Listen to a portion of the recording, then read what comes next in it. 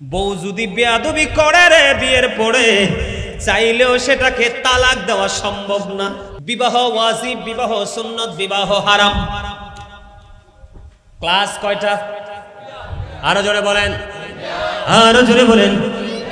বন্ধু, একটা ছেলে অত্যন্ত সক্ষম, যৌন শক্তি তার বডিতে পরিপূর্ণ এবং অর্থনৈতিক ক্ষমতাও তার অনেক বেশি। বিবিকে হাসি খুশি ভাবে মোহরানা দিয়ে বিয়ে করতে পারবে। ওই ছেলের কোনো অজুহাত চলবে না, প্রাপ্ত হয়েছে তাকে বিয়ে করা ওয়াজিব।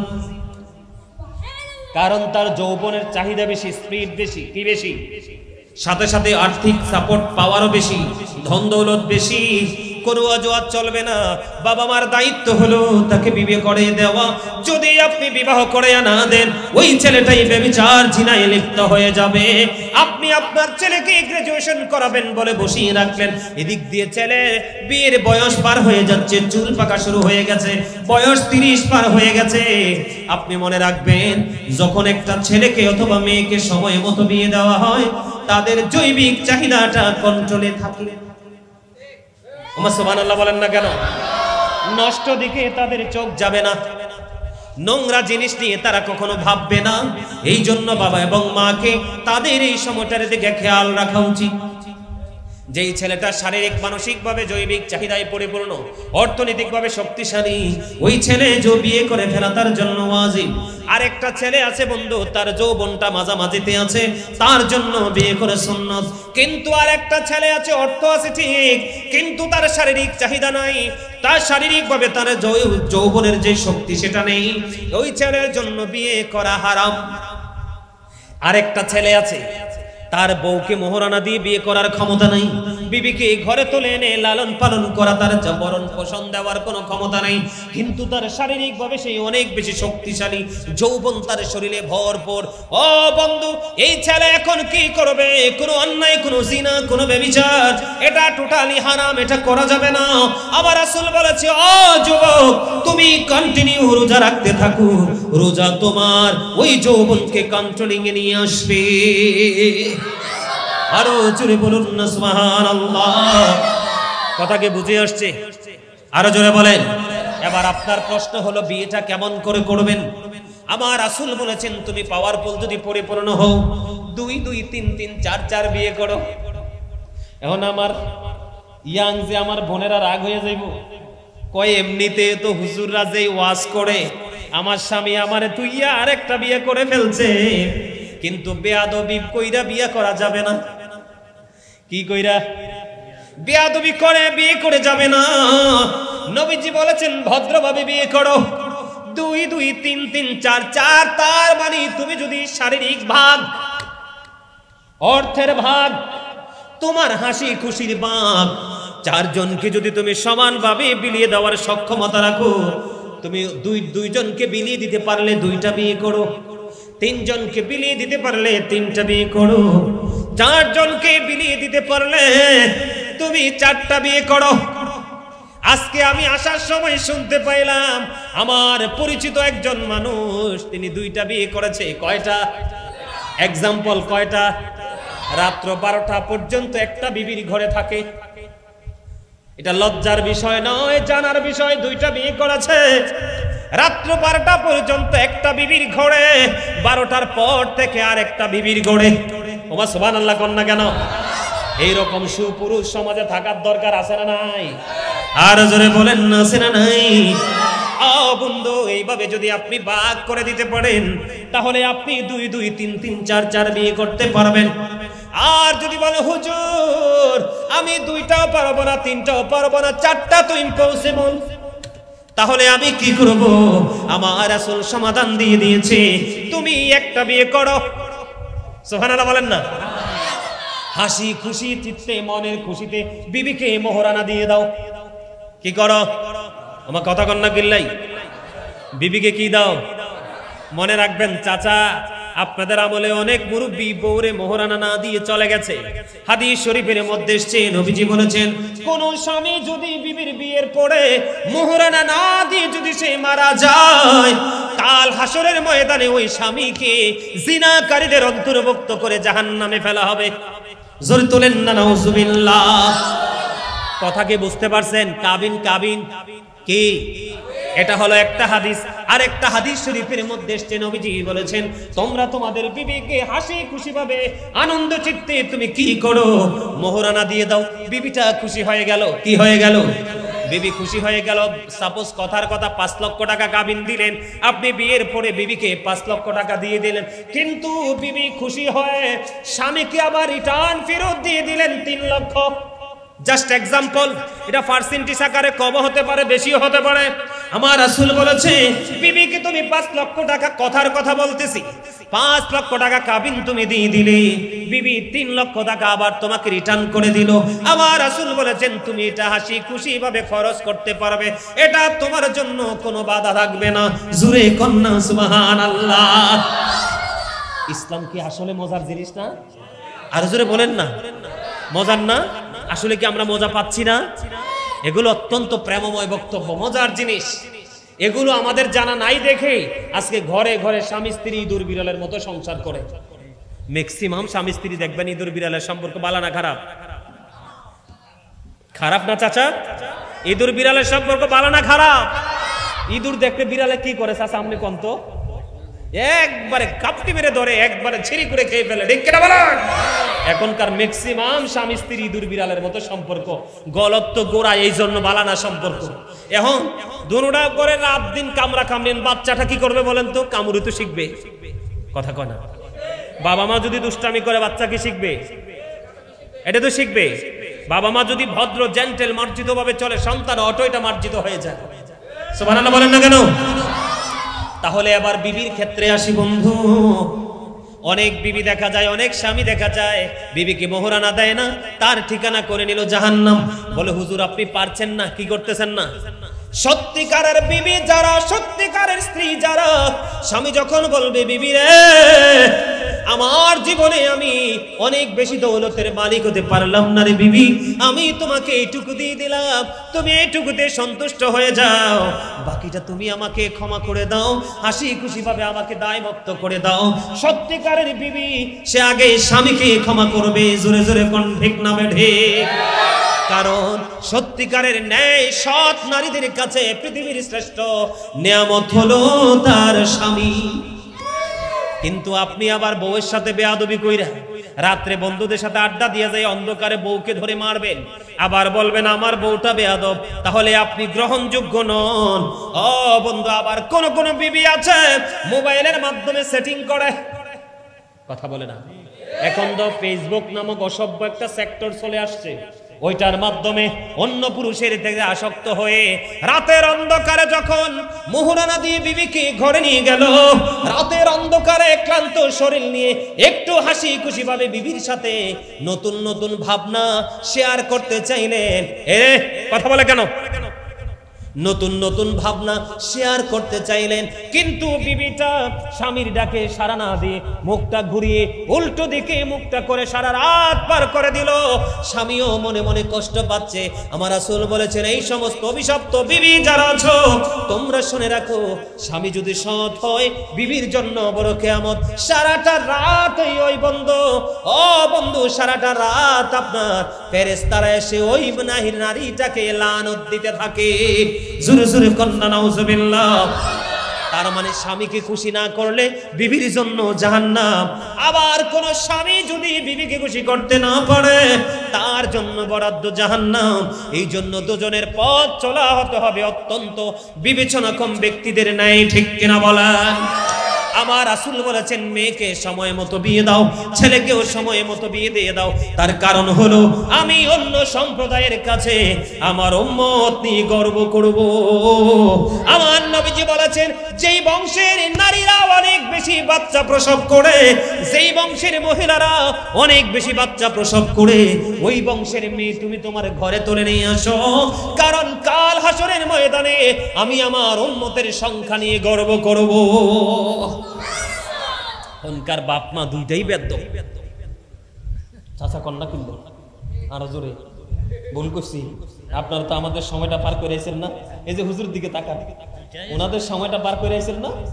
ও মা গো মা গো মা, এক একজন মায়ের ঘরে, আমার দাদি এক দাদির ঘরে 15 জন বাচ্চা, একটাও মানুষ হইছে না, সবই মানুষ হইছে। কথা কন না কিনলে এত যত্ন করে ফালছে নাকি? 1 বছর পর পর একটা বাচ্চা হয়েছে, কারণ ওই সময় তো অসভ্যতা ছিল না। কথা কন না কেন? আর অনকারী বান্দর কি, কথা কন না কেন? একবারে মানে নরমাল, একেবারে আঞ্চলিক ভাষায় বললাম সবাই যেন বুঝে, কি বান্দর। কয় 2টা হইলে যথেষ্ট, একটা হইলে আরো ভালো। ওমা একটা দিয়ে অ্যাক্সিডেন্ট হয়ে মরে যায়, এর ফলে তোমার মা কইব কে? কথা কন না কিনলাই? আরে আরো জোরে। কয়দিন আগে যে পাইলটটা মারা গেল, তার জন্য সমবেদনা জানাই কিনা? দুঃখ পাইছি, একটা পাইলট তো একদিনে গড়ে ওঠে নাই। মার একটাই বাচ্চা ছিল, হইল নি কামডা? কথা কন না কেন? একটা বাচ্চা চলে গেল, মা তো চিরশূন্য। এই জন্য একটা 2টা না, আমার নবীজি বলেছেন সন্তান প্রসব করো, যদি কোনো ওষুধ, যদি কোনো প্রক্রিয়ার মাধ্যমে বাচ্চা হত্যা করো, তাহলে কাল হাসরের ময়দানে তুমি খুনি হিসাবে চিহ্নিত হয়ে জাহান্নামে যাবা। খাবার খাওয়াইতে পারবো না, লালন পালন করতে পারবো না, এই চিন্তায় তুমি একটা 2টা বাচ্চা নিয়ে কি করো না, আর বাচ্চা নেও না। আপনারা দেখবেন আগের যুগের আমার চাচি, জেঠি, দাদি, নানি যারা আছে, তাদের চাইতেও 16 বছর, 20 বছর, 25 বছর, 30 বছরের যুবতীরা দুর্বল। একটা 2টা না, 81টা রোগ শরীরে। আমার কথা কন না কিনলে? দাদি এখনো কোমরে কাপড় বেঁধে যেই রান্না করতে পারে, কাজ করতে পারে, দাদির নাতির বউ হইয়া তাই আছে না নাই? কথা বলেন না কেন? বলবো তো উপস্থিতি। তাহলে আমরা মৃত্যুর কথা স্মরণ রাখবো। দুনিয়াতে বিপদ আসবে, আমার আল্লাহ বলেছেন দুনিয়াটা বিপর্যয়ের জায়গা, মুমিনের জন্য দুঃখের জায়গা, প্রতিকূল পরিবেশের জায়গা, কিন্তু ভাঙ্গা যাবে, ধৈর্য ধরতে হবে। তার জন্যই চিরস্থায়ী নিয়ামত আল্লাহ বরাদ্দ রেখেছেন। ঠিক না? ঠিক কথা বলে না? পথ চলায় সবসময় কি করবেন? মৃত্যুর কথা স্মরণ রাখবেন। আর একটা বিষয় হলো, বিবাহের ক্ষেত্রে সচেতন থাকবেন, তাহলে নুরানি সন্তান পৃথিবীতে আসবে। আর একটা নুরানি সন্তান হলো পৃথিবীর বাবা মার জন্য সদকায়ে জারিয়া, এটা কিয়ামত পর্যন্ত কন্টিনিউ চলতে থাকবে। আর এই আমলই একটা বাবা মাকে জান্নাত পর্যন্ত পৌঁছে দেবে। সুবহানাল্লাহ ওয়ালহামদুলিল্লাহ লা ইলাহা ইল্লাল্লাহ, সুবহানাল্লাহ ওয়ালহামদুলিল্লাহ লা ইলাহা ইল্লাল্লাহ, লা ইলাহা ইল্লাল্লাহ, লা ইলাহা ইল্লাল্লাহ। আরশ কুরসি লৌহ কলম সৃষ্টি যাহার ওসিলা, আরশ কুরসি লৌহ কলম সৃষ্টি যাহার ওসিলা। যে আল্লাহ খুশি হইয়া নাম রাখিলেন হাবিবুল্লাহ, সুবহানাল্লাহ ওয়ালহামদুলিল্লাহ। মহব্বতে লা সুবহানাল্লাহ ওয়ালহামদুলিল্লাহ লা ইলাহা ইল্লাল্লাহ, লা ইলাহা ইল্লাল্লাহ, লা ইলাহা ইল্লাল্লাহ। নামের সাথী নাম মিশাইয়া যারে আল্লাহ পাঠাইলা, নামের সাথী নাম মিশাইয়া যারে আল্লাহ পাঠাইলা। যে আল্লাহ দোস্ত বলে তাহার প্রেমে মজিলা, সুবহানাল্লাহ ওয়ালহামদুলিল্লাহ ইল্লাল্লাহ, সুবহানাল্লাহ ওয়ালহামদুলিল্লাহ ইল্লাল্লাহ, লা ইলাহা ইল্লাল্লাহ, লা ইলাহা ইল্লাল্লাহ, মুহাম্মাদুর রাসূলুল্লাহ সাল্লাল্লাহু আলাইহি ওয়াসাল্লাম। জোরে জোরে বলুন আলহামদুলিল্লাহ। তাহলে জিকির কাকে বলে আগে জেনে নিতে হবে। কি করতে হবে? সুবহানাল্লাহ বল, আল্লাহর জিকির। আলহামদুলিল্লাহ বল আল্লাহর জিকির, আল্লাহু আকবার বল আল্লাহর জিকির, লা ইলাহা ইল্লাল্লাহ বল আল্লাহর জিকির। কাউকে ভালো কাজের জন্য ডাকা, এটাও মাওলার জিকির। কাউকে মন্দ কাজ করতে দেখলে থামিয়ে দেওয়ার চেষ্টা করা, এটাও মাওলার জিকির। ও পৃথিবীর মানুষ, হৃদয়ের জানালা খুলে শোনো গো, আমার রাসূল বলে দিয়েছেন তুমি নামাজে দাঁড়িয়েছো, এই নামাজ পড়তেছো, নামাজও মাওলার জিকির। এই নামাজ হলো মাওলার জিকিরের জলসা। কারণ একই জায়গায় দাঁড়িয়ে বসে যে জিকির করা হয়, ওই জিকিরকে বলা হয় জিকিরের জলসা। আর তুমি ওই মদিনাতুল মুনাওয়ারায়, মক্কাতুল মুকাররমায় চলে গেলা হজ করার জন্য, ওই হজ গিয়েছো, ওটাও জিকির। তবে ওইটা হলো জিকিরের জুলুস। জোরে জোরে বলুন সুবহানাল্লাহ। ও বন্ধুরে আমার, ও আমার ভাই, আমার বাবা, আমি আমার মা বোনদেরকে ডেকে ডেকে বলছি, করে ধরে জানালা করে শুনে নাও। আমার রাসূল বলে দিয়েছেন পৃথিবীর বুকে যেই কোনো কিছু ময়লা সরাইতে গেলে কোনো না কোনো উপকরণ লাগে। যেমন এক্সাম্পল আমি আপনারা আসার পরে দেখেছেন, খেয়াল করেছেন কিনা জানেন, আবারও প্র্যাকটিক্যালি দেখাই। আমি একটা টিস্যু নিয়েছিলাম, টিস্যু নিয়ে কিন্তু এই জায়গাটা মুছেছিলাম, খেয়াল করছেন কিনা? তার মানে আমার কাছে মনে হয়েছে এখানে একটু ময়লা দেখা যায়, আমি ময়লা পরিষ্কার করার উপকরণ হিসাবে এই মুহূর্তে নিয়েছি টিস্যুটা। কি আমি এটাকে ইউজ করেছি, ময়লা দূর হয়ে গেছে, ফেলে দিয়েছি। আমার নবীজি জানিয়ে দিয়েছেন ঠিক তেমনি ভাবে বান্দা যখন মাওলার জিকির বেশি বেশি করে করে রে, তখন বান্দার হৃদয় থেকে সকল নোংরা ময়লা দূর হয়ে যায়। তাহলে জিকিরের দরকার আছে না নাই? জিকির যদি কেউ করে জবান বন্ধ রাখবেন নি, কথা বলেন না, বন্ধ রাখবেন নি। আমার আল্লাহ বলেছেন তোমরা বেশি বেশি করে জিকির করো। ইয়া আইয়ুহাল্লাযীনা আমানু যকুরুল্লাহা যিকরান কাসীরা ওয়াসাব্বিহুহু বুকরাতাও ওয়াসীলা। আমার আল্লাহ জেনে দিয়েছেন বন্ধু, ঈমানদারদেরকে ডেকে ডেকে বলেছেন, ঈমানদারেরা তোমরা বেশি বেশি করে মাওলার জিকির করো, সকাল টু সন্ধ্যা আল্লাহর পবিত্রতা ঘোষণা করো। এবার আপনারা বলতে পারেন, হুজুর আমি জিকির কেমন করে করব? আমার মালিক সেই ফয়সালা দিয়ে দিয়েছেন, ফাযকুরুল্লাহ কিয়ামান, দাঁড়িয়ে দাঁড়িয়ে জিকির করো, ও কুউদান, বসে বসে জিকির করো, ওয়া আলা যুনুবিকুম, শুয়ে শুয়ে জিকির করো, দাঁড়িয়ে জিকির করো, শুয়ে জিকির করো, বসে জিকির করো, তাও জিকির করো, কিন্তু জিকির করা বন্ধ করা যাবে না। লম্বা করব না, কারণ এটা আমার আলোচনার বিষয় নয়। আপনারা দুর্বল, আমার কাছে দেখেই মনে হয়েছে আপনারা দুর্বল। এই জন্য অ্যাক্টিভ করার জন্য, এক্সপেরিয়েন্স ম্যান হিসেবে প্রিপেয়ার করার জন্য আমার এই আলোচনা বন্ধু। আরেকটা মেসেজ, আমি যখন দরুদ পড়েছি, অনেকেই দরুদ পড়েন নাই, মনে রাখতে হবে দরুদ is the most excellent prayer Muslim religion. ধর্মাবলম্বীদের জন্য গুরুত্বপূর্ণ এক মহা ইবাদত হলো নবীর প্রেমের দরুদ।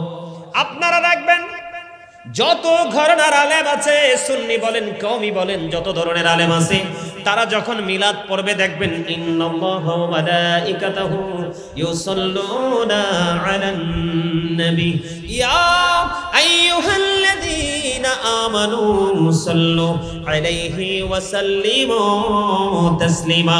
জোরে জোরে বলুন আল্লাহু আকবার। এই আয়াত নবীর প্রেমের দুরুদের আয়াত, জোরে জোরে সুবহানাল্লাহ। এবার আমি আপনাদেরকে ছোট্ট করে বলি, ও বন্ধু, শাহাবুদ্দিনের উসিলায় আজকের এই নুরানি জলসা। আপনারা জানেন না আজকের দিন কিন্তু জুমার দিন চলতেছে। কোন দিন?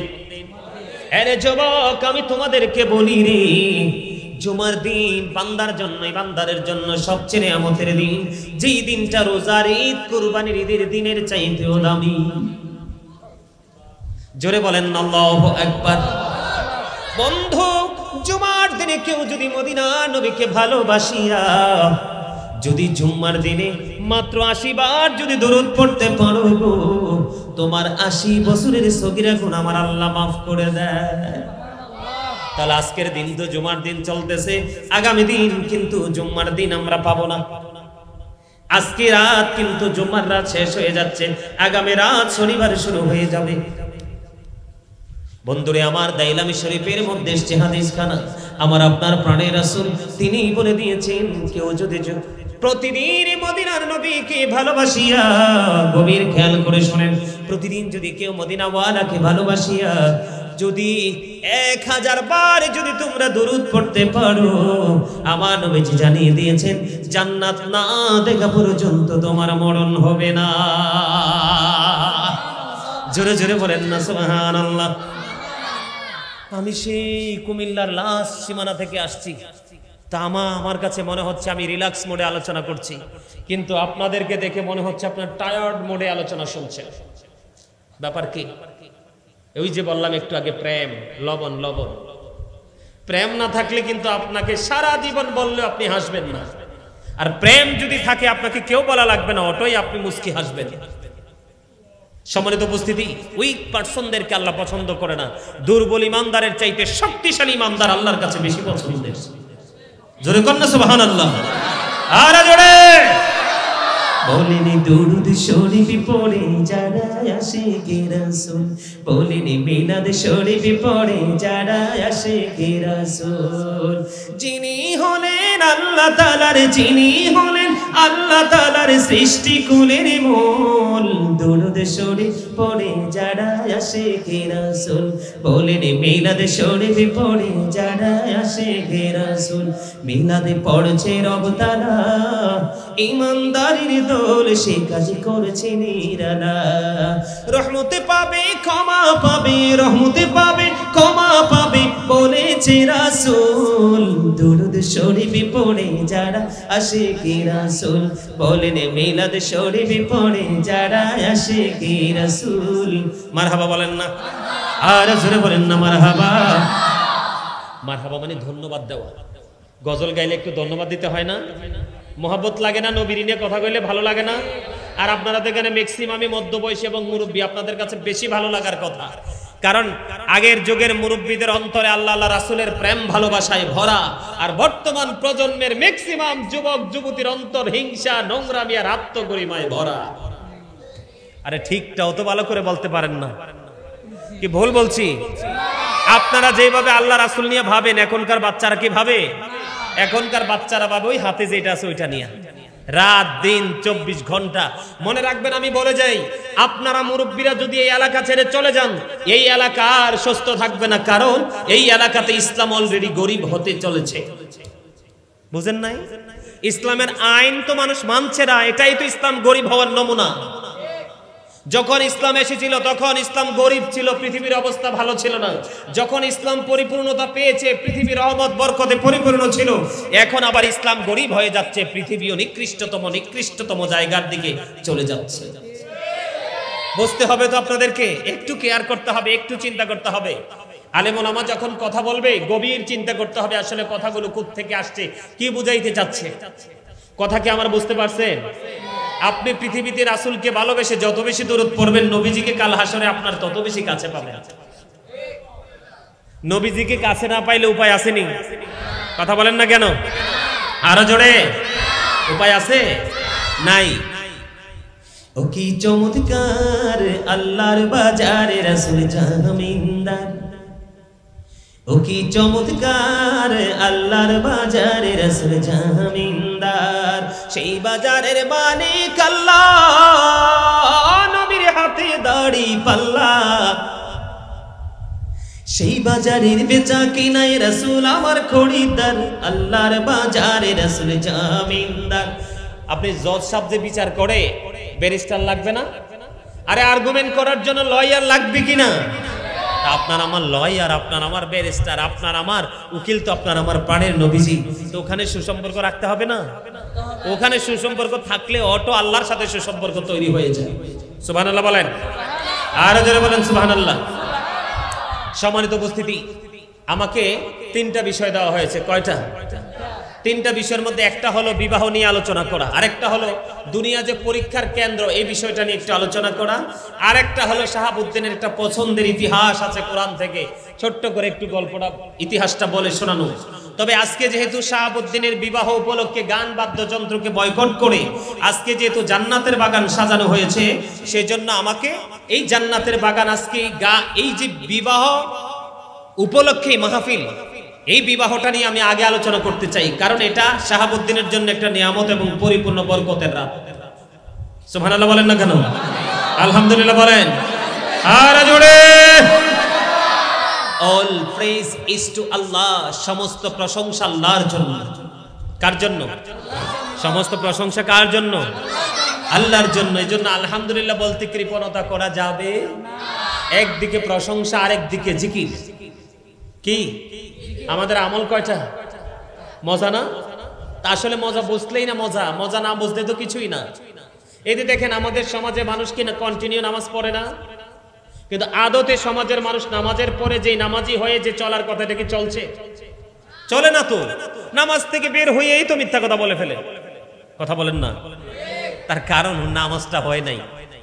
কারণ নামাজকে যেইভাবে পড়ার কথা তিনি সেইভাবে নামাজ পড়ে নাই। ঠিক তেমনি আজকের মাহফিলে আপনি সত্যিকারের মানসিকতা নিয়ে বসতে হবে।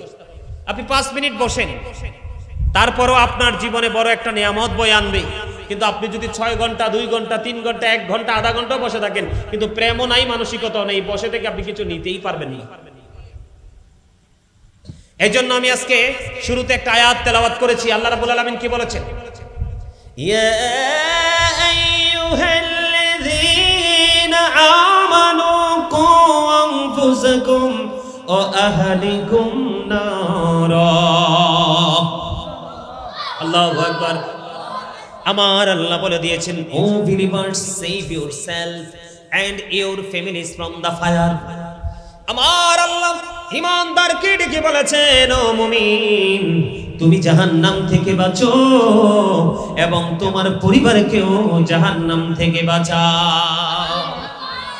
কোন বেঈমান কাফের মুশরিককে আল্লাহ ডাক দেয়নি, কোন মুনাফিককে ডাক দেয়নি। আমার আল্লাহ ডাক দিয়েছেন ঈমানদারকে, কারণ এই বয়ান ঈমানদার ছাড়া অন্য কারো কাছে মজা লাগবে না।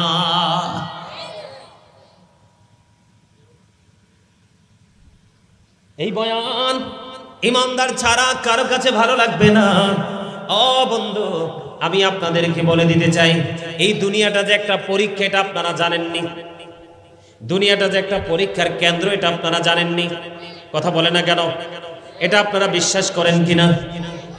আল্লাযী খালাকাল মাউতা ওয়াল হায়াতা লিয়াবলুওয়ান নাস।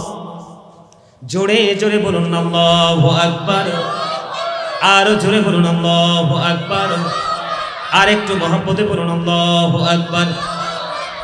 আল্লাহ রাব্বুল আলামিন বলেছেন, আল্লাযী খালাকাল মাউতা ওয়াল হায়াতা লিয়াবলুওয়ান নাস। আরো জোরে বলেন আল্লাহু আকবার।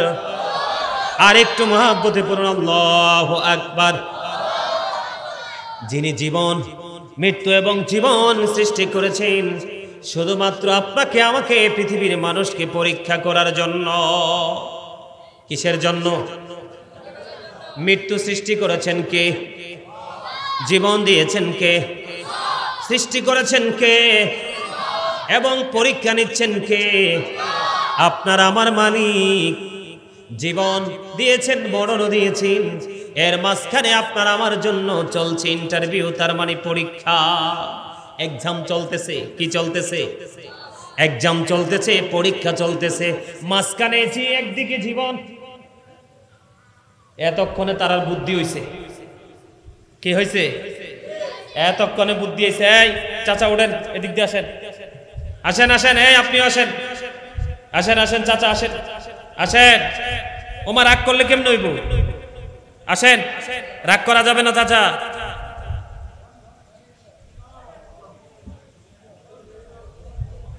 এতক্ষণ ওরার বুদ্ধি হয়েছে, বুঝছেন? ওরা বুঝে নাই। আসেন মুরব্বী চাচারা, আসেন। ওমা আসেন না কেন? আপনি আসেন, আসেন এদিক দিয়ে আসেন, এইদিক দিয়ে আসেন। আরো দুইজন আসেন, আমি তো চিনি না, এটা অনেক আগেই তাদেরকে দেওয়া উচিত ছিল। আসেন আসেন, আরো দুজন আসেন এদিক দিয়ে। আরে ভয় পাইতেছে, ভয় পাইতেছেন? হ্যাঁ, ভয় নাই, ভয় নাই, মোহাব্বত। কথা বলবেন না, দয়া করে আমার দিকে তাকান। ওয়ালাইকুম আসসালাম। বসেন বসেন বসেন। ওয়ালাইকুম আসসালাম। জীবন সৃষ্টি করেছেন আমার আল্লাহ, মৃত্যু সৃষ্টি করেছেন আল্লাহ, মাঝখানে আপনি আমি দিচ্ছি পরীক্ষা। বলেছেন কে? আর জোরে বলেন না, কে বলেছে? বন্ধু হৃদয় দিয়ে শোনেন, আমি একটু পরীক্ষায় যাই। আমার আল্লাহ বলেছে, বান্দা এই পৃথিবী তোমাদের জন্য বিপর্যয়ের জায়গা, দুঃখের জায়গা, অশান্তির জায়গা। কিন্তু এই দুনিয়াতে যত দুঃখ, যত কষ্ট, যত যন্ত্রণাই পাও, অস্থির হইও না, কখনোই আল্লাহর কাছে মৃত্যু কামনা করিও না।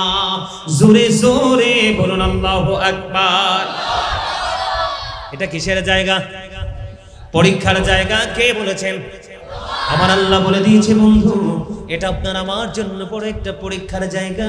এই জন্য আল্লাহ রাব্বুল আলামিন জীবনও দিয়েছেন, মৃত্যু দিবেন। আপনাকে আমাকে মনে রাখতে হবে, ওয়ালিল্লাহি মা ফিস সামাওয়াতি ওয়া মা ফিল আরদি। জোরে জোরে কন্না, ওয়া ইলাল্লাহি তুরজাউল উমুর। আল্লাহু আকবার বলেন। আসমান জমিনে যা কিছু আছে সবই আল্লাহর, সব কিছু আল্লাহর দিকেই ফিরে যাবে। তার মানে আপনি আমি পরীক্ষা দেওয়ার পরে ওই পরীক্ষার রেজাল্ট কি সেটা বোঝার জন্য পারে যেতে হবে। এই জন্য আল্লাহ রাব্বুল আলামিন মৃত্যু সৃষ্টি করেছেন, জীবনও সৃষ্টি করেছেন, মাঝখানে আপনার আমার জন্য হলো পরীক্ষা। বন্ধু এই পৃথিবী নামক বিশাল এই ভূখণ্ডটা, এটা আপনার আমার জন্য বন্ধু একটা পরীক্ষার খাতার মতো। কিসের মতো? এই বিশাল ভূমি, এটা একটা পরীক্ষার খাতার মতো। আর আপনার আমার জীবনের প্রত্যেকটা কাজকর্ম হলো আপনার আমার খাতায় লেখা। কি এই পৃথিবীটা কি? এটা একটা খাতা।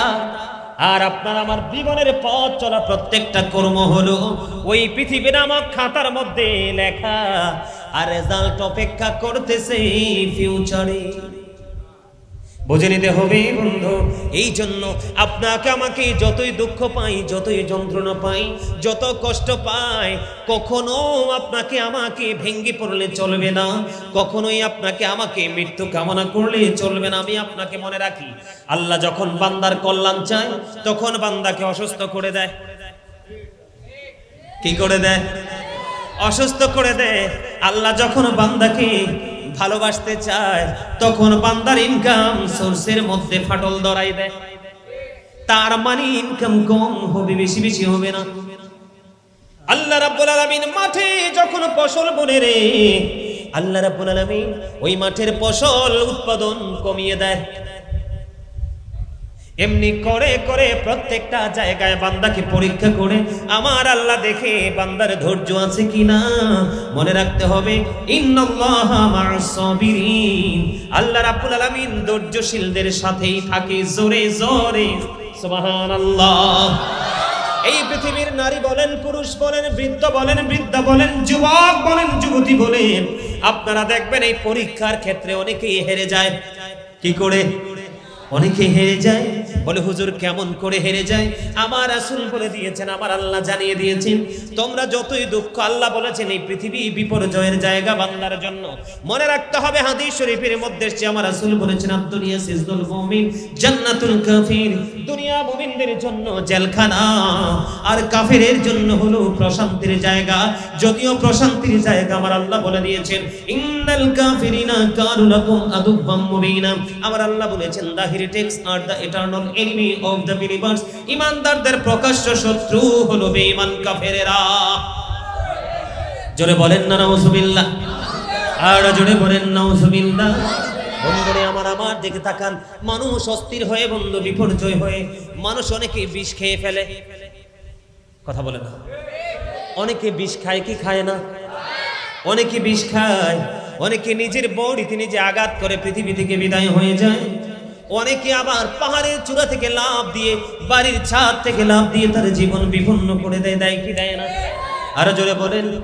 আমার রাসূল জানিয়ে দিয়েছেন হাদিস শরীফের মধ্যে এসেছে, বন্ধু আপনি যতই দুঃখ পান, যতই কষ্ট পান, কখনোই মৃত্যু কামনা করবেন না। আমার আল্লাহর কাছে কখনোই মৃত্যু চাইবেন না।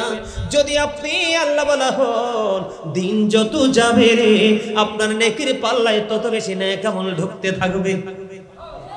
আমার রাসূল বলে দিয়েছে, বন্ধু হৃদয় খুলে শোনো গো, এই গ্রামের আমার ভাই, আমার বাবা, আমি আমার মা বোনদেরকে বলছি গো মা, আজকে কাজ করো মা, বন্ধ করে কথাগুলো একটু শোনো। এগুলো আমার কথা নয় গো বাবা, সবগুলো আমার প্রাণের নবীজির পবিত্র জবান মোবারকের কথা, হাদিস শরীফ থেকে প্রমাণিত। বন্ধু নবীজি বলেছেন, লং হায়াত তুমি কামনা করো, কেননা তুমি যদি নেককার হও, দিন যত যাবে, রাত যত যাবে, সময় যত যাবে, তোমার আমল নামায় শুধু নেক আমলই যুক্ত হতে থাকবে। বন্ধু শুধু এটাই নয় রে, আপনার আমার প্রাণের রাসূল তিনি আরো বলে দিয়েছেন, যদি তুমি অপরাধী হও, পথ চলতে চলতে দিন চলে গেল, সপ্তাহ চলে গেল, মাস চলে গেল, রাতের পর রাত, বছরের পর বছর চলে গেল, তোমার মনের মধ্যে অনুতপ্ত চলে আসবে, তোমার মনের মধ্যে তাকওয়া সৃষ্টি হয়ে যাবে। আমার আল্লাহ জানিয়ে দিয়ে দিয়েছেন, এমনও তো হতে পারে মৃত্যুর আগে তোমার দ্বারা তওবাতান নাসুহা করার সুযোগ হয়ে যাবে, তুমি তওবা করে ক্ষমাও পেয়ে যেতে পারো। এই জন্য নবীজি বলেছেন, তুমি মৃত্যু কামনা করো না, আল্লাহর কাছে মৃত্যু চাইও না। একান্তই যদি তুমি আল্লাহর কাছে চাও, এই পরীক্ষা দিতে দিতে তোমার কাছে আর ভালো লাগছে না, তুমি যদি অধৈর্য হয়ে যাও, তুমি আল্লাহ রাব্বুল আলামিনের কাছে এইটুকু কামনা করবে, আল্লাহ গো, আমার হায়াত যতদিন এই পৃথিবীতে মঙ্গলময়, ততদিন পর্যন্ত আমাকে এই পৃথিবীতে রেখো, আর আমার জন্য যখন মৃত্যুটা আমার জন্য নেয়ামত মনে হবে, যখন আমার জন্য মৃত্যুটা তোমার পক্ষ থেকে নেয়ামত হবে, তখন তুমি আমাকে মৃত্যু দিয়ে দিও, কিন্তু ডাইরেক্টলি তুমি আল্লাহর কাছে, আল্লাহ বাঁচতে চাই না এমন কথা বলতে পারবা না। সুবহানাল্লাহ বলেন না কেন? এগুলো কি আমাদের একটু জানা দরকার কিনা? আরো জোরে বলেন না। বন্ধু সবাই কিন্তু যারা আত্মহত্যা করবে, এটা মহাপাপ, তারা জাহান্নামে যাবে, সুনিশ্চিত ভাবে বলে দিলাম। ও বন্ধু, শুধু জাহান্নামেই যাবে না, আমার রাসূল বলেছেন, হাদিস শরীফ দ্বারা প্রমাণিত হয়েছে, কেউ যদি বিষ পান করে মারা যায়, আপনার আমার প্রাণের রাসূল তিনি বলে দিয়েছেন, তুমি জাহান্নামে থাকবে ঠিকই, কিন্তু বিষাক্ত বিষ তোমার হাতেই থাকবে, তুমি বিষ পান করতেই থাকবে। জোরে জোরে কন্যা নাউজুবিল্লাহ। একদিকে জাহান্নাম চাচা, একদিকে জাহান্নাম, ওই যে তুমি বিষ পান করেছো, এই জন্য তোমার হাতে কন্টিনিউ বিষের বোতলে থাকবে, তুমি বিষ পান করতে থাকবে, এই বিষ পান বিষের বোতল তোমার হাতে কন্টিনিউ। আওয়াজ তুলে বলেন না নাউজুবিল্লাহ। কেউ যদি লোহার আঘাতে, কোন ধরনের ধারালো তলোয়ারের আঘাত যদি নিজের জিগায় আঘাত করে, নিজেকে যদি আঘাত করে, ক্ষত বিক্ষত করে যদি মারা যায়, ও বন্ধু, তার ঠিকানা হলো জাহান্নাম। ওই জাহান্নামে তার কন্টিনিউ তার বডির মধ্যে শুধু এই ধারালো তলোয়ার বা লোহার আঘাত করতে থাকবে পেটের মধ্যে। জুড়ে জুড়ে বলুন না নাউজুবিল্লাহ।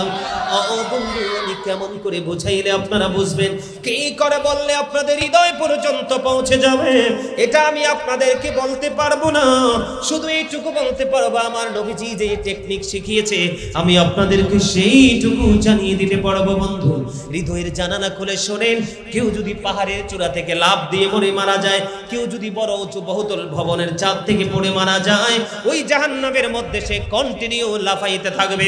জোরে জোরে কন্যা নাউজুবিল্লাহ। বন্ধু, কত দুঃখজনক, কত যন্ত্রণা, কত বেদনাময় হবে সেই সময়। আল্লাহ রাব্বুল আলামিন বলে দিয়েছেন, লা ইয়ামুতু, people will not die that day, সেদিন মানুষ আর মরতে পারবে না। আল্লাহ বলেছেন, ফিহা ওয়ালা ইয়াহইয়া, people will not be able to live that day, সেদিন মানুষগুলো আর বাঁচতে পারবে না। আমার আল্লাহ বলেছেন, ওমা হুম আনহাবি গায়িবিন, people will not be able to escape that day, সেদিন মানুষগুলো চাইলেও সেই জাহান্নাম থেকে পালাইতেও পারবে না। ও বন্ধু, আমার ভাই, আমার বাবা গো, আমি আমার মা বোনদেরকে বলছি, হৃদয় খুলে শোনো, আজকের পর থেকে আল্লাহ যদি কোনো পরীক্ষা দেয়, তুমি হাসি মুখে বরণ করে নিও। আল্লাহ তোমাকে যতটুকু কষ্ট দিবে, তার চেয়ে অসংখ্য গুণে বেশি নিয়ামত তোমার জন্য আমার আল্লাহ বরাদ্দ রেখেছে। জোরে জোরে কন্যা সুবহানাল্লাহ। আর জোরে বলেন না সুবহানাল্লাহ। আমার আল্লাহ বান্দাকে ভালোবেসে বানিয়েছি। এই জন্য বন্ধু কি করা যাবে না, আপনি মরেন, দুনিয়াতে আপনার একটার পর একটা পরীক্ষা শুধু যাচ্ছে। এই পরীক্ষার বিনিময়ে আপনার গুনাহ মাফ হচ্ছে। তারপরেও যদি আপনার জীবনে কোনো অন্যায় অবশিষ্ট থাকে, গুনাহ যদি আপনার আমলনামায় থাকে, আপনারা দেখবেন আমাদের সমাজে অনেক মানুষ মৃত্যুর আগে কষ্ট পেয়ে মারা যায়। ওমা কথা বলেন না কেন? আছে না নাই? অনেক কষ্ট পায়, কিন্তু সে সাচ্চা নামাজি ছিল, আল্লাহওয়ালা ছিল, দানবীর ছিল, সদা সত্য কথা বলতো, কিন্তু মৃত্যুর আগে সেই কষ্ট পেয়ে মারা যায়। এটা হচ্ছে আমার আল্লাহর পক্ষ থেকে তার জন্য বড় নিয়ামত। আল্লাহ বান্দাকে দুই জায়গায় কষ্ট দেয় না। যাকে আল্লাহ দুনিয়ায় কষ্ট দিবে, উপরে আল্লাহ তার জন্য বড় নিয়ামত বরাদ্দ করে রেখেছেন। আর এই দুনিয়াতে যত সুখ ভোগ করবেন, ওখানে আপনার দুঃখ অপেক্ষা করতেছে। এই জন্য বান্দাকে পরীক্ষা দিতে যখন বান্দার গুনাহগুলি মাফ হয়ে যায়, আরো কিছু বাকি থাকে, মৃত্যুর সময় তাকে কষ্ট দিয়ে দেয়। ওই কষ্টের কারণে তার গুনাহগুলি মাফ হয়ে নিষ্পাপ হয়ে সে কবরে যায়। জোরে জোরে বলুন না সুবহানাল্লাহ। তাহলে আপনাকে আমাকে পরীক্ষায় ভেঙে পড়লে চলবে? আল্লাহ দেখবেন কোন বেঈমান কাফের মুশরিককে কোনো পরীক্ষা দিবে না, শুধু উন্নতির পর উন্নতি, আয়ের পর আয়, ঠিক কিনা বলেন? কিন্তু মুমিন মাঝে মাঝে হোঁচট খায়, ঠিক কিনা বলেন? এটা হলো বান্দা আল্লাহর পক্ষ থেকে বান্দার প্রতি ভালোবাসা। আল্লাহ আমাদেরকে পরীক্ষার ধৈর্য ধরে মোকাবেলা করার তৌফিক দান করুক, সকলে বলুন আমিন। বন্ধু, এই পরীক্ষার মধ্যে একটা মজার ঘটনা আছে, যেটা শাহাবুদ্দিনের পছন্দ। সুবহানাল্লাহ বলবেন না? আমি পবিত্র কালামে হাকিম থেকে ছোট্ট একটা ঘটনা আমি আপনাদেরকে বলবো। পরীক্ষার সাথে এবং আপনার আমার চরিত্রের সাথে, আপনার আমার শিক্ষার সাথে বন্ধু হুবহু মিলে যায়। আমাদের একজন নবী ছিলেন হযরত ইদ্রিস আলাইহিস সালাম। নাম শুনছেন তো? ইনি শিক্ষিত ছিলেন। কি ছিলেন? ওনার আসল নাম হলো, ওনাকে ডাকতো আখনুক। কিন্তু ইদ্রিস শব্দ ওনাকে দেওয়া হলো কেন? ইদ্রিস নামটা কেন দেওয়া হলো? উনি শিক্ষায় শিক্ষিত ছিলেন।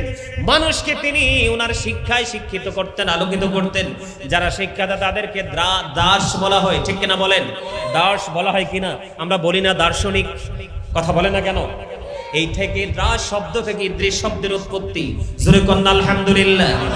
ইদ্রিস আলাইহিস সালাম তিনি সব সময় বন্ধু রোজা রাখতেন।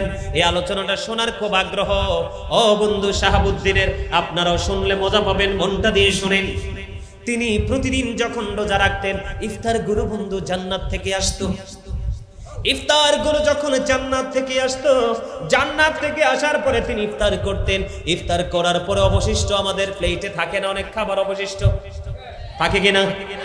যেগুলো অবশিষ্ট থাকতো সবগুলো আবার রিটার্ন জান্নাতে চলে যেত।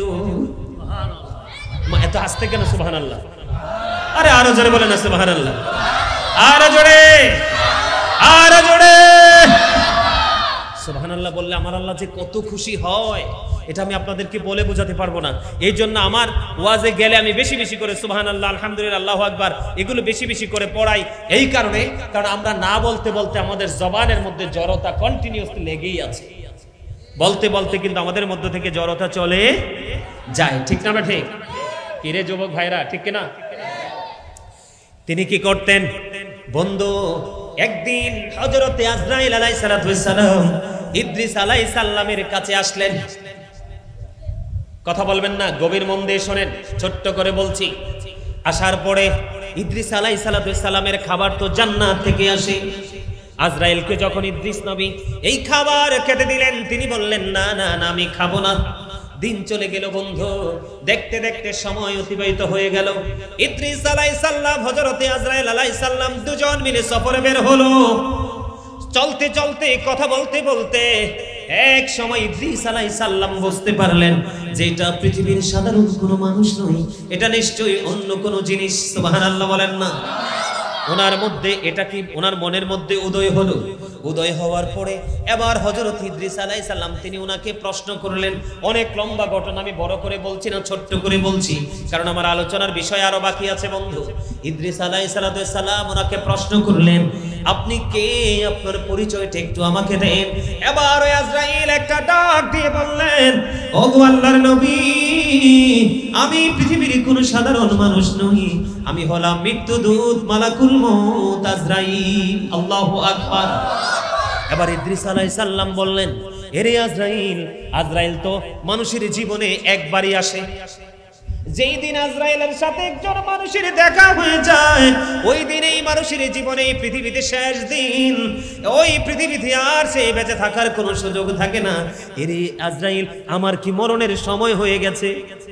ইদ্রিস আলাইহিস সালাম আজরাইলকে প্রশ্ন করে, আমার কি মরণের সময় হয়েছে, আমার কি মৃত্যুবরণের সময় হয়ে গেছে?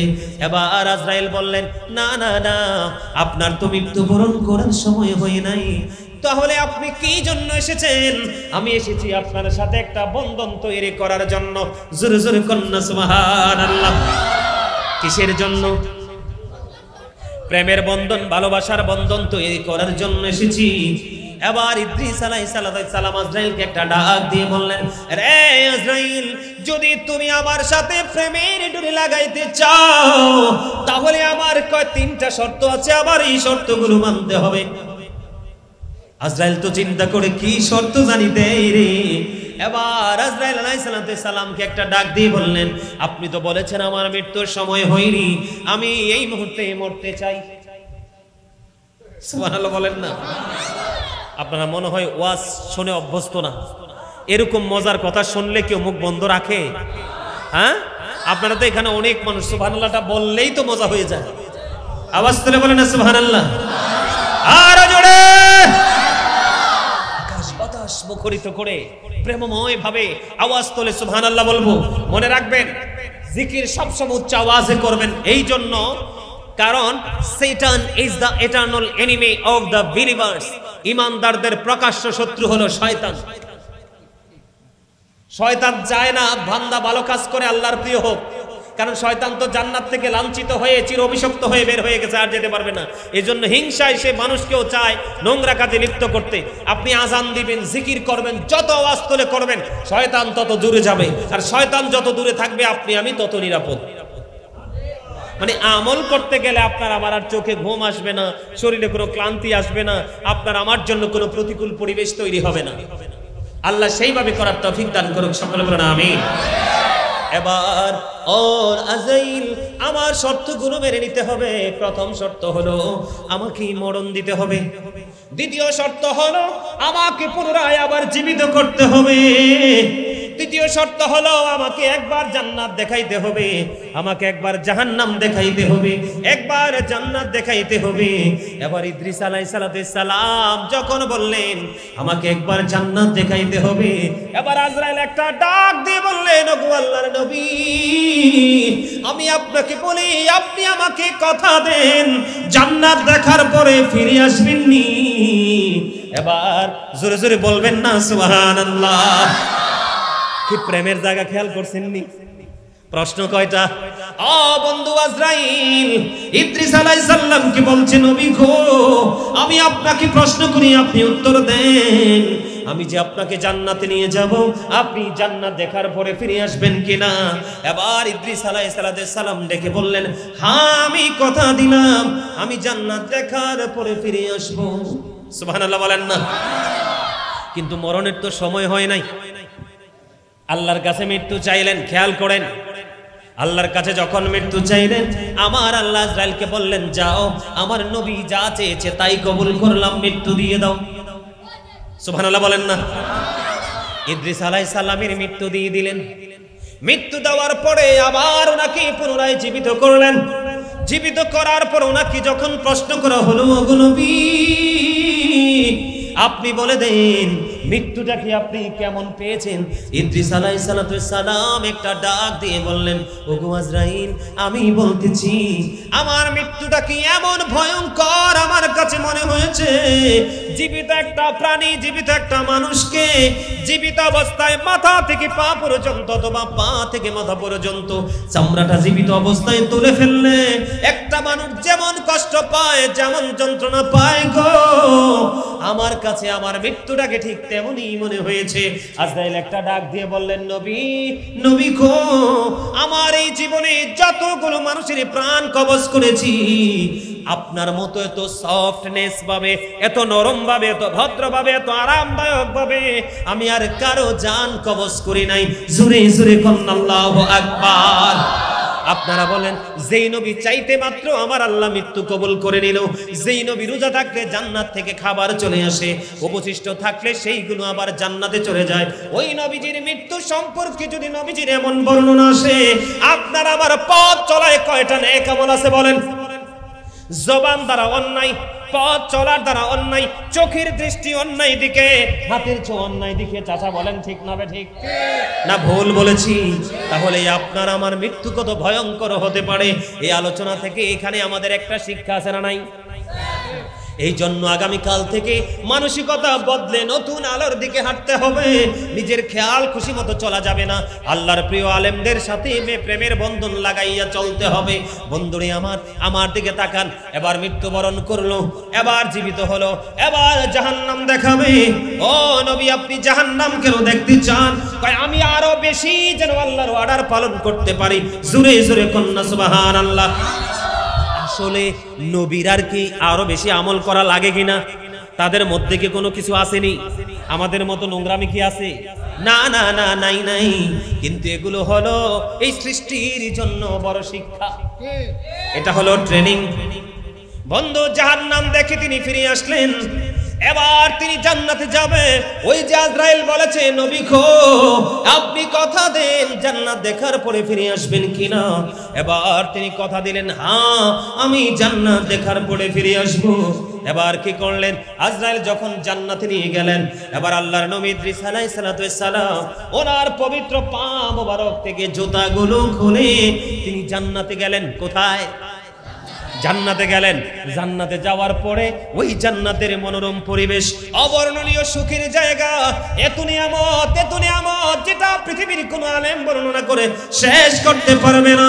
ইদ্রিস আলাইহিস সালাম জান্নাতের দরজায় জুতা খুলে তিনি জান্নাতে ঢুকলেন। জান্নাতে ঢোকার পরে একটু ঘুরলেন, দেখার পরে তিনি আশ্চর্য হয়ে গেলেন, আমার আল্লাহর সাজানো এই নিয়ামত। সঙ্গে সঙ্গে তিনি আবার বাইরে চলে আসলেন।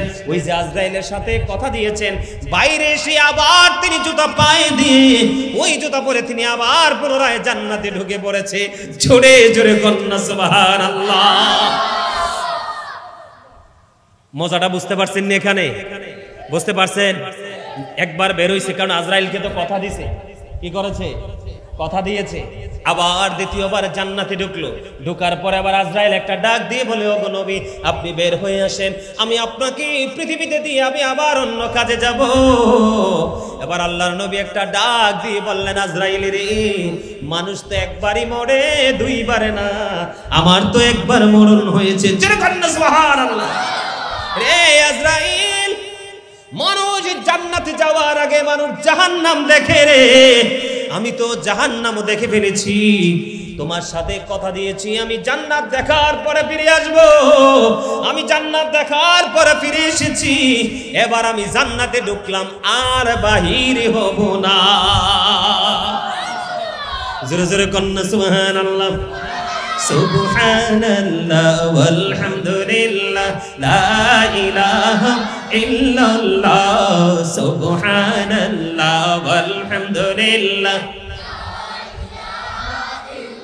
লা ইলাহা ইল্লাল্লাহ লা ইলাহা আনা মেরে সাথী নামে সাইয়া যারে আল্লাহ পাঠাইলা, আনি যে আল্লাহ দুস্ত বলে তাহার প্রেমে মজিলা। সুবহানাল্লাহ ওয়ালহামদুলিল্লাহ ইল্লাল্লাহ। সুবহানাল্লাহ ওয়ালহামদুলিল্লাহ ইল্লাল্লাহ লা ইলাহা লা ইলাহা শাহাদাতের বাণী ঠোঁটে আসিলেন কামলি বলা, শাহাদাতের বাণী ঠোঁটে আসিলেন কামলি বলা। মক্কাতে ফুটিল রবি নূরে মিন নূরে আলা, সুবহানাল্লাহ ওয়ালহামদুলিল্লাহ ইল্লাল্লাহ, সুবহানাল্লাহ ওয়ালহামদুলিল্লাহ, লা ইলাহা ইল্লাল্লাহ, লা ইলাহা ইল্লাল্লাহ, লা ইলাহা ইল্লাল্লাহ, মুহাম্মাদুর রাসূলুল্লাহ সাল্লাল্লাহু আলাইহি ওয়াসাল্লাম। জোরে জোরে বলুন আলহামদুলিল্লাহ। এবার ওই ইদ্রিস আলাইহিস সালাম বললেন আমি আর জান্নাত থেকে বের হব না। এবার আমার আল্লাহ আজরাইলকে একটা ডাক দিয়ে বললেন, রে আজরাইল, আমার নবীকে তুমি আর ডিস্টার্ব করো না, আমি ওনার কিসমতে এটাই লিপিবদ্ধ করেছিলাম, তুমি তোমার আপন কাজে চলে যাও। জোরে জোরে বলুন সুবহানাল্লাহ। একটা জিনিস অত্যন্ত স্পষ্ট, আমি আপনাদেরকে আলোচনার মধ্য দিয়ে একটা জিনিস বুঝাইতে চাইছি। যিনি রোজা রাখার পরে জান্নাত থেকে ইফতার আসে, আবার অবশিষ্ট থাকে জান্নাতে চলে যায়, উনি যেটা বলেন সেটা আল্লাহ কবুল করলেন। কিন্তু সেই নবীজির মৃত্যু যদি এমন হয়, তাহলে আপনার আমার মৃত্যুটা কত ভয়ঙ্কর হতে পারে। এই যুগের মানুষের মতো মিথ্যাবাদী মানুষ আগের যুগে ছিল না। এই যুগের মানুষের মতো প্রতারক মানুষ আগের যুগে ছিল না। এই যুগের মানুষের মতো বেয়াদব মানুষ আগের যুগে ছিল না। এখনকার যুগের মানুষের মতো ইসলাম বিদ্বেষী মানুষ আগের যুগে ছিল না। এই জন্য আপনাকে আমাকে সচেতন হতে হবে। সত্যিকারের একজন আলেমের আলোচনা শুনতে হবে, তার আলোচনা দেখে দেখে নিজের লাইফ স্টাইলকে চেঞ্জ করতে হবে, তাহলে আপনার ফিউচারকে ব্রাইটনেস করা সম্ভব। অন্যথায় কিন্তু ব্রাইটনেস করা, আলোকিত করা সম্ভব। আল্লাহ আমাদেরকে কবুল করেন। সকলে বলুন আমিন, আরো জোরে বলুন আমিন। বন্ধুরে এবার আমি আসি বন্ধু, বর্তমান সময়ের সবচেয়ে বড় নষ্ট সময়, সবচেয়ে বড় বিপজ্জনক সময় হলো বর্তমান সময়। চাচা কি বলেন? এখনকার বউরা ভদ্র না অভদ্র? ওমা কথা কন না কিল্লাই, আর বড় ঘড়ি কন। এখনকার মেয়েরা ভদ্র না অভদ্র? ম্যাক্সিমামই অভদ্র। সবাইকে অভদ্র বলা যাবে না। এত ভদ্র মেয়েও সমাজে আছে রে, ওই মেয়েটাকে সম্মান করার মানুষ এই সমাজে খুব কম, কারণ ওই মেয়েটার গায়ের রং একটু কালো। কথা বোঝেন নাই? এখনকার ছেলেরা ম্যাক্সিমামই ভদ্র না অভদ্র? ম্যাক্সিমামই অভদ্র। এত ভদ্র ছেলেও আছে রে। আপনারা বলেন শাহাবুদ্দিন ভদ্র না অভদ্র ছেলে? যদি অভদ্র ছেলের দ্বারা কখনোই এমন নুরানি জলসা সাজানো হয় না। সমাজের মধ্যে ভদ্র যে ছেলেগুলো আছে, এই ছেলেগুলো একটু গরিব। এই সমাজের মানুষ এই গরিব ভদ্র ছেলেগুলোকে মূল্যায়ন করে না, বেয়াদব স্মার্ট হ্যান্ডসামদেরকে খুঁজে বেড়ায়। কথা বলেন না কেন? এটার কারণ কি জানেননি? বন্ধুরে আমার আল্লাহ সর্বপ্রথম আদমকে সৃষ্টি করেছেন। কাকে? আদমের পাজরের হাড় থেকে জান্নাতে মা হাওয়াকে সৃষ্টি করেছেন। আদম ঘুমন্ত অবস্থা থেকে চোখ মেলে চাইয়া দেখলেন অপূর্ব সুন্দরী মা হাওয়া। আদম ও মা হাওয়ার দিকে প্রেমের নজরে তাকায়। মা হাওয়াও বাবা আদমের দিকে প্রেমের নজরে তাকায়। আমার চাচা হাসে। আলহামদুলিল্লাহ বলেন, আরো জোরে বলেন। প্রেমেরই বাজারে কে যাবি চলে রে, আমিও যাব তোর সঙ্গেতে। বলেন প্রেমেরই বাজারে কে যাবি চলে রে, আমিও যাব তোর সঙ্গেতে। প্রেম সারা হৃদয় হলো মরুভূমি, আর এই প্রেম যার ছেড়ে আছে রে বন্ধু, এই হৃদয় হলো পুরো সবুজ শ্যামল। জোরে জোরে কোন সুবহানাল্লাহ, আর জোরে। আপনাদের মনে আসেনি ইব্রাহিম আলাইহিস সালামকে আগুনে ফালাইছে নমরুদ? পৃথিবীর মানুষ দেখেছে আগুন, কিন্তু ইব্রাহিম খলিলুল্লাহ যাইয়া দেখছে ফুলের বাগান। আজ भी हो जो इब्राहिम का इमा पैदा अग कर सकती है अंदाजे गुलिस्ता पैदा। এজন্য প্রেম থাকা লাগবে। বন্ধুরে আমার, বাবা আদম মা হাওয়ার দিকে তাকায় প্রেমের নজরে, মা হাওয়াও বাবা আদমের দিকে তাকায় প্রেমের নজরে। বাবা আদম তো আশ্চর্য, আমি তো ঘুমন্ত ছিলাম, এই অপূর্ব সুন্দরী কোথা থেকে এসেছে রে? আমার আল্লাহ জিব্রাইলকে ডাক দিয়ে বলে, জিব্রাইল চাইয়া দেখো রে, দুইটার সাউনি অত্যন্ত প্রেমময়, বিবাহের ব্যবস্থা করো। কি করো? আপনাদের চট্টগ্রামের এরিয়ায় যেই গজব মিয়া কাবিন, কথা কন না কেন? আমার কাছে মনে হয় গজব। ছেলের আর লাইফ পুরা বরবাদ। বউ যদি বেয়াদবি করে রে বিয়ের পরে, চাইলেও সেটাকে তালাক দেওয়া সম্ভব না, কথা কন না কেন? আমার এক রিলেটিভ আছে, চট্টগ্রাম সিটিতে বিয়ে হয়েছে, হ্যাঁ রে বিয়ে করাইছে, কাবিন হয়েছে 17 লাখ। কত লাখ? আরো জোরে। কাবিন হয়েছে 17 লাখ। বললাম বউয়ের জন্য কি নিয়ে? এর বাবা বলেছে গয়না লাগবে না, আমার মেয়ের কাবিন লাগবে। কি মনে করলেন? এটা কেন বললাম? যেহেতু বিবাহ সংক্রান্ত বিষয়, আদারওয়াইজ নিয়েন না। কিন্তু বাবা আদম মা হাওয়ার যখন বিবাহ হয়েছে, তাদের বিবাহের মোহরানা ছিল আপনার আমার নবীর প্রেমের দুরূদ। শুধু 10 বার দুরূদ পড়েছে, বিবাহের কাবিন হয়ে গেছে। সুবহানাল্লাহ বলেন না কেন? এখন কি সেই শিক্ষা আছে? কথা বলে না কেন? আছে। এখন হচ্ছে কমার্শিয়াল দুনিয়া। আল্লাহর জন্য গজব দিছে কমার্শিয়াল। অসুস্থ, করোনা ধরা পড়ছে, শুধু ডাক্তারের কাছে নিবে, দরজা অতিক্রম করার আগেই নাই, শেষ। কারণ কি লাভ হবে আমি অন্যজনকে দোষে, সব পেয়েছি আমি আমার আপন কর্ম দোষে। কাউকে দোষ দিয়ে লাভ নাই তো, আমার কর্মই তো ভালো না, আমার চরিত্রই তো ভালো না। আমার চরিত্র হওয়ার কথা ছিল গুড ক্যারেক্টার, কিন্তু আমি ক্যারেক্টারলেস। নাউজুবিল্লাহ বলেন। এটার জন্য দায়ী বাবা মা। এই জন্য আমি প্রায় ওয়াজে বলি, every parents should take care their children very carefully. প্রত্যেকটা পিতামাতার উচিত তাদের সন্তানের দায়িত্ব যত্ন সহকারে পালন করা। আর আমরা সন্তান হিসাবে আমি যদি বলি, we should obey our parents, আমাদের প্রত্যেকের উচিত আমাদের পিতামাতাকে মান্য করা। কারণ paradise of the child under the feet of the mother, মায়ের পায়ের নিচেই সন্তানের জান্নাত। জোরে বলেন না সুবহানাল্লাহ। এখন মা বাবাই তো মাতাল, সন্তান ভালো হইব কেমনে? আল্লাহ রাসূল বলেছেন, আদিবু আওলাদাকুম আলা সালাতি হিসানিন, হুব্বি নাবিকুম ওয়া হুব্বি আহলি বাইতিহি ওয়া আলা কিরাতিল কুরআন। রাসূল বলেছেন, তোমরা তোমাদের সন্তানদেরকে 3টি বিষয় শেখাও। একটা হলো হুব্বি নাবিকুম, teach the love of the prophet, নবীর প্রেম শেখাও। ওয়া হুব্বি আহলি বাইতিহি, টিচ ফ্যামিলি লাভ, নবীর পরিবারের ভালোবাসা শেখাও। ওয়া আলা কিরাতিল কুরআন, তোমরা তোমাদের সন্তানদেরকে কোরআন তেলাওয়াত শেখাও। আপনি বলেন এখনকার মা বাবা কি সেই শিক্ষা দিতে পারেনি? পারে না। তার কারণ বাবা মাই তো সেই শিক্ষায় শিক্ষিত নয়। আরো জোরে বলেন ঠিক না বেঠি? বন্ধু আমার দিকে তাকান, বিবাহ করা ওয়াজিব কি? আমার কথা কন না গিল্লাই।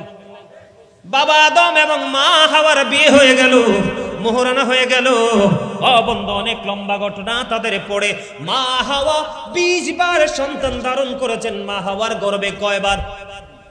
20 বার সন্তান ধারণ করেছেন। প্রত্যেকবারই ডবল সন্তান প্রসব করেছেন।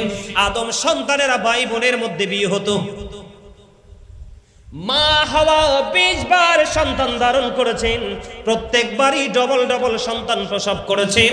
ওই 40 জন থেকে আজকে গোটা পৃথিবীতে এত মানুষ। আরো কিয়ামতের আগে আসবে। আরো কি হবে? কিয়ামতের আগে আরো আসবে নি? কথা কন না কিল্লে? আসবে না? আসবে। এই সিস্টেম অনুযায়ী আপনার আমার বিবাহ। এখন আর মানুষ বেড়ে গেছে রক্তের মধ্যে, কি করা যায় না? ভাই বোনের মধ্যে বিয়ে করা যায় না, যায়নি। এটা শরীয়ত বাতিল করে দিয়েছে, ঠিক কিনা বলেন? চাচা শেষ করে দিতেছি। 11টা শেষ করার কথা ছিল, কিন্তু আপনাদের মনোযোগ দেখা ভাবলাম যে আরেকটু ওয়াজ করি মজা করে। সুবহানাল্লাহ বলেন আরো জোরে। আমার ওয়াজে কি মজা লাগতেছে?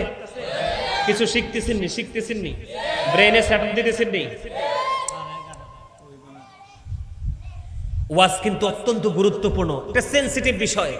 একটু খেয়াল করুন আমি কি বলি। বন্ধুরে আমার, বিবাহ ওয়াজিব, বিবাহ সুন্নত, বিবাহ হারাম। ক্লাস কয়টা? আরো জোরে বলেন, আরো জোরে বলেন।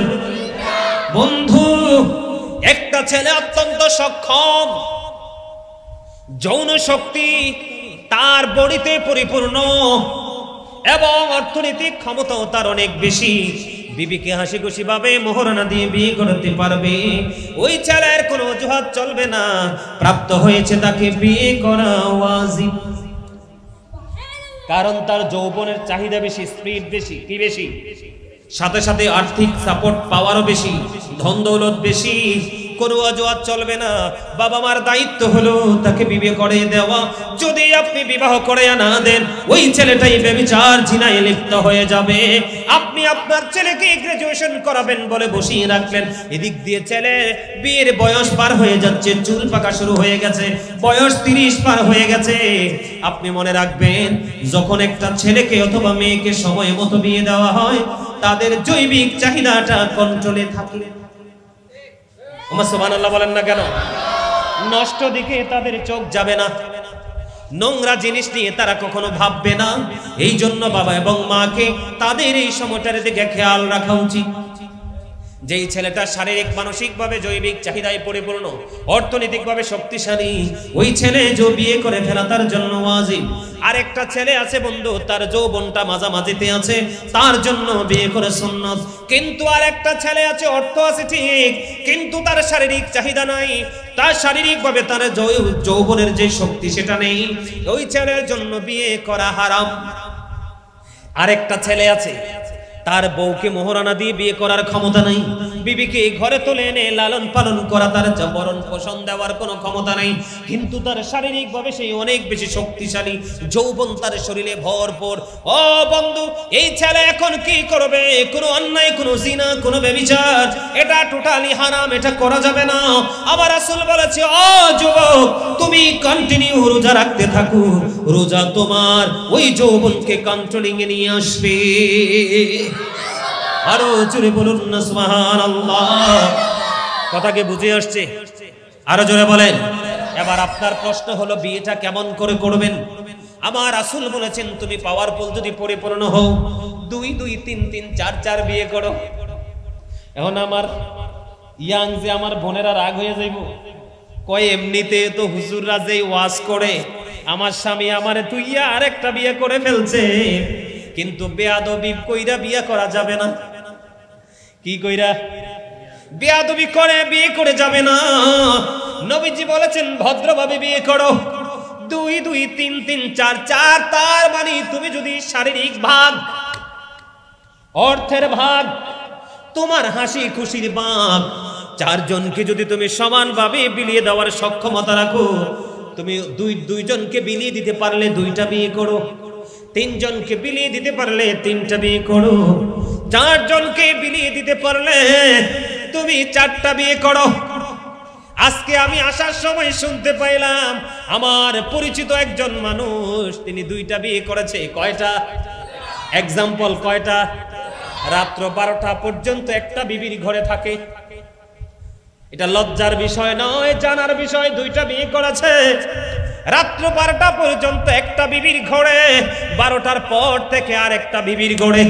ওমা সুবহানাল্লাহ কোন না কেন? এইরকম সুপুরুষ সমাজে থাকার দরকার আছে না নাই? আর জোরে বলেন না, আছে না নাই? বন্ধু, এইভাবে যদি আপনি ভাগ করে দিতে পারেন, তাহলে আপনি 2 2 3 3 4 4 বিয়ে করতে পারবেন। আর যদি বলে, হুজুর আমি 2টাও পারবো না, 3টাও পারবো না, 4টা তো ইম্পসিবল, তাহলে আমি কি করব? আমার রাসূল সমাধান দিয়ে দিয়েছে, তুমি একটা বিয়ে করো। সুবহানাল্লাহ বলেন না? হাসি খুশি চিত্তে, মনের খুশিতে বিবিকে মোহরানা দিয়ে দাও। কি করো? আমার কথা কন্যা গিল্লাই, বিবিকে কি দাও? মনে রাখবেন চাচা, আপনাদের আমলে অনেক মুরব্বী বউরে মোহরানা না দিয়ে চলে গেছে। হাদিস শরীফের মধ্যে এসেছে, নবীজি বলেছেন, কোন স্বামী যদি বিবির বিয়ের পরে মোহরানা না দিয়ে যদি সে মারা যায়, কাল হাসরের ময়দানে ওই স্বামীকে জিনাকারীদের অন্তর্ভুক্ত করে জাহান্নামে ফেলা হবে। জোরে তোলেন না নাউজুবিল্লাহ। কথা কি বুঝতে পারছেন? কাবিন কাবিন কি? এটা হলো একটা হাদিস। আর একটা হাদিস শরীফের মধ্যে এসেছে, নবীজি বলেছেন, তোমরা তোমাদের বিবিকে হাসি খুশি ভাবে আনন্দ চিত্তে তুমি কি করো, মোহরানা দিয়ে দাও। বিবিটা খুশি হয়ে গেল। কি হয়ে গেল? বিবি খুশি হয়ে গেল। সাপোজ কথার কথা 5 লক্ষ টাকা কাবিন দিলেন, আপনি বিয়ের পরে বিবিকে 5 লক্ষ টাকা দিয়ে দিলেন, কিন্তু বিবি খুশি হয়ে স্বামীকে আবার রিটার্ন ফেরত দিয়ে দিলেন 3 লক্ষ। জাস্ট এক্সাম্পল, এটা পার্সেন্টেজ আকারে কম হতে পারে, বেশিও হতে পারে। আমার রাসূল বলেছে, বিবিকে তুমি 5 লক্ষ টাকা, কথার কথা বলতেছি, 5 লক্ষ টাকা কাবিন তুমি দিয়ে দিলে, বিবি 3 লক্ষ টাকা আবার তোমাকে রিটার্ন করে দিল। আমার রাসূল বলেছেন, তুমি এটা হাসি খুশি ভাবে খরচ করতে পারবে, এটা তোমার জন্য কোনো বাধা থাকবে না। জোরে কন্যা সুবহানাল্লাহ। ইসলাম কি আসলে মজার জিনিস না? আর জোরে বলেন না, মজার না? আসলে কি আমরা মজা পাচ্ছি না? এগুলো অত্যন্ত প্রেমময় বক্তব্য, মজার জিনিস। এগুলো আমাদের জানা নাই দেখে আজকে ঘরে ঘরে স্বামী স্ত্রী ইঁদুর বিড়ালের মতো সংসার করে। ম্যাক্সিমাম স্বামী স্ত্রী দেখবেন ইঁদুর বিড়ালের সম্পর্ক ভালো না খারাপ? খারাপ না চাচা? ইঁদুর বিড়ালের সম্পর্ক ভালো না খারাপ? ইঁদুর দেখতে বিড়ালে কি করে চাচা আপনি কোন তো? একবারে কাপটি মেরে ধরে, একবারে ছিঁড়ি করে খেয়ে ফেলে। ঠিক কিনা বলেন? এখনকার ম্যাক্সিমাম স্বামী স্ত্রী ইঁদুর বিড়ালের মতো সম্পর্ক। গলত তো গোড়া, এই জন্য বালানা সম্পর্ক। এখন দুটা করে রাত দিন কামড়া কামড়েন, বাচ্চাটা কি করবে বলেন তো? কামড়ি তো শিখবে। কথা কয় না? বাবা মা যদি দুষ্টামি করে, বাচ্চা কি শিখবে? এটা তো শিখবে। বাবা মা যদি ভদ্র জেন্টেল মার্জিত ভাবে চলে, সন্তান অটোটা মার্জিত হয়ে যায়। সুবহানাল্লাহ বলেন না কেন? তাহলে আবার বিবির ক্ষেত্রে আসি বন্ধু। অনেক বিবি দেখা যায়, অনেক স্বামী দেখা যায়, বিবিকে মোহরানা দেয় না, তার ঠিকানা করে নিল জাহান্নাম। বলে হুজুর আপনি পারছেন না, কি করতেছেন না? সত্যিকারের বিবি যারা, সত্যিকারের স্ত্রী যারা, স্বামী যখন বলবে, বিবি রে আমার জীবনে আমি অনেক বেশি দৌলতের মালিক হতে পারলাম না রে বিবি, আমি তোমাকে এইটুকু দিয়ে দিলাম, তুমি এইটুকুতে সন্তুষ্ট হয়ে যাও, বাকিটা তুমি আমাকে ক্ষমা করে দাও, হাসি খুশি ভাবে আমাকে দায়মুক্ত করে দাও। সত্যিকারের বিবি সে আগে স্বামীকে ক্ষমা করবে। জোরে জোরে কোন ঠিক না ঠিক? কারণ সত্যিকারের ন্যায় সৎ নারীদের কাছে পৃথিবীর শ্রেষ্ঠ নিয়ামত হলো তার স্বামী। কিন্তু আপনি আবার বউয়ের সাথে বেয়াদবি কইরা রাত্রে বন্ধুদের সাথে আড্ডা দিয়ে যায়, অন্ধকারে বউকে ধরে মারবেন, আবার বলবেন আমার বউটা বেয়াদব, তাহলে আপনি গ্রহণযোগ্য নন। ও বন্ধু, আবার কোন কোন বিবি আছে মোবাইলের মাধ্যমে সেটিং করে, কথা বলে না। এখন তো ফেসবুক নামক অসভ্য একটা সেক্টর চলে আসছে, ওইটার মাধ্যমে অন্য পুরুষের দিকে আসক্ত হয়ে রাতের অন্ধকারে যখন মোহরানা দিয়ে বিবিকে ঘরে নিয়ে গেল, রাতের অন্ধকারে ক্লান্ত শরীর নিয়ে একটু হাসি খুশি ভাবে বিবির সাথে নতুন নতুন ভাবনা শেয়ার করতে চাইলেন। কথা বলে কেন? নতুন নতুন ভাবনা শেয়ার করতে চাইলেন, কিন্তু বিবিটা স্বামীর ডাকে সাড়া না দিয়ে মুখটা ঘুরিয়ে উল্টো দিকে মুখটা করে সারা রাত পার করে দিল। স্বামীও মনে মনে কষ্ট পাচ্ছে। আমার রাসূল বলেছেন, এই সমস্ত অভিশপ্ত বিবি যারা আছো তোমরা শুনে রাখো, স্বামী যদি সৎ হয় বিবির জন্য বড় কিয়ামত। সারাটা রাত ওই বন্ধু, ও বন্ধু, সারাটা রাত আপনার ফেরেশতারা এসে ওই নারীটাকে লানত দিতে থাকে। জোরে জোরে কন্যা নাউজুবিল্লাহ। তার মানে স্বামীকে খুশি না করলে বিবির জন্য জাহান্নাম। আবার কোন স্বামী যদি বিবিকে খুশি করতে না পারে তার জন্য বরাদ্দ জাহান্নাম। এই জন্য দুজনের পথ চলা হতে হবে অত্যন্ত বিবেচনাক্ষম ব্যক্তিদের ন্যায়। ঠিক কিনা বলেন? আমার রাসূল বলেছেন, মেয়েকে সময় মতো বিয়ে দাও, ছেলেকেও সময় মতো বিয়ে দিয়ে দাও। তার কারণ হলো আমি অন্য সম্প্রদায়ের কাছে আমার উম্মত নিয়ে গর্ব করব। আমার নবীজি বলেছেন, যেই বংশের নারীরা অনেক বেশি বাচ্চা প্রসব করে, যেই বংশের মহিলারা অনেক বেশি বাচ্চা প্রসব করে, ওই বংশের মেয়ে তুমি তোমার ঘরে তুলে নিয়ে আসো, কারণ কাল হাসরের ময়দানে আমি আমার উম্মতের সংখ্যা নিয়ে গর্ব করব। ওনকার বাপ মা দুইটাই বেদ্য। চাচা কন্যা কিনল আরো জোরে ভুল করছি। আপনারা তো আমাদের সময়টা পার করে আছেন না? এই যে হুজুর দিকে তাকান, ওনাদের সময়টা পার করে আছেন না? ও মা গো মা গো মা মা, এক একজন মায়ের ঘরে, আমার দাদি, এক দাদির ঘরে 15 জন বাচ্চা, একটাও মানুষ হয়েছে না, সবই মানুষ হয়েছে। কথা কন্যা কিনলে এত যত্ন করে ফালছে নাকি? 1 বছর পর পর একটা বাচ্চা হয়েছে, কারণ ওই সময় তো অসভ্যতা ছিল না। কথা কন না কেন? আর অনকারী বান্দর কি, কথা কন না কেন? একবারে মানে নরমাল, একেবারে আঞ্চলিক ভাষায় বললাম সবাই যেন বুঝে, কি বান্দর। কয় 2টা হইলে যথেষ্ট, একটা হইলে আরো ভালো। ওমা একটা দিয়ে অ্যাক্সিডেন্ট হয়ে মরে যায়, এর ফলে তোমার মা কইব কে? কথা কন না কিনলাই? আরে আরো জোরে। কয়দিন আগে যে পাইলটটা মারা গেল, তার জন্য সমবেদনা জানাই কিনা? দুঃখ পাইছি, একটা পাইলট তো একদিনে গড়ে ওঠে নাই। মার একটাই বাচ্চা ছিল, হইল নি কামডা? কথা কন না কেন? একটা বাচ্চা চলে গেল, মা তো চিরশূন্য। এই জন্য একটা দুইটা না, আমার নবীজি বলেছেন সন্তান প্রসব করো, যদি কোনো ওষুধ, যদি কোনো প্রক্রিয়ার মাধ্যমে বাচ্চা হত্যা করো, তাহলে কাল হাসরের ময়দানে তুমি খুনি হিসাবে চিহ্নিত হয়ে জাহান্নামে যাবা। খাবার খাওয়াইতে পারবো না, লালন পালন করতে পারবো না, এই চিন্তায় তুমি একটা দুইটা বাচ্চা নিয়ে কি করো না, আর বাচ্চা নেও না। আপনারা দেখবেন আগের যুগের আমার চাচি জেঠি দাদি নানি যারা আছে, তাদের চাইতেও 16 বছর 20 বছর 25 বছর 30 বছরের যুবতীরা দুর্বল। একটা দুইটা না, 81টা রোগ শরীরে। তোমার কথা কন না কিনলে? দাদি এখনো কোমরে কাপড় বেঁধে যেই রান্না করতে পারে, কাজ করতে পারে, দাদির নাতির বউ হইয়া তাই আছে না নাই? কথা বলেন না কেন? বলবো তো উপস্থিতি। তাহলে আমরা মৃত্যুর কথা স্মরণ রাখবো। দুনিয়াতে বিপদ আসবে, আমার আল্লাহ বলেছেন দুনিয়াটা বিপর্যয়ের জায়গা, মুমিনের জন্য দুঃখের জায়গা, প্রতিকূল পরিবেশের জায়গা, কিন্তু ভাঙ্গা যাবে, ধৈর্য ধরতে হবে। তার জন্যই চিরস্থায়ী নিয়ামত আল্লাহ বরাদ্দ রেখেছেন। ঠিক না? ঠিক কথা বলে না? পথ চলায় সবসময় কি করবেন? মৃত্যুর কথা স্মরণ রাখবেন। আর একটা বিষয় হলো বিবাহের ক্ষেত্রে সচেতন থাকবেন, তাহলে নুরানি সন্তান পৃথিবীতে আসবে। আর একটা নুরানি সন্তান হলো পৃথিবীর বাবা মার জন্য সদকায়ে জারিয়া, এটা কিয়ামত পর্যন্ত কন্টিনিউ চলতে থাকবে। আর এই আমলই একটা বাবা মাকে জান্নাত পর্যন্ত পৌঁছে দেবে।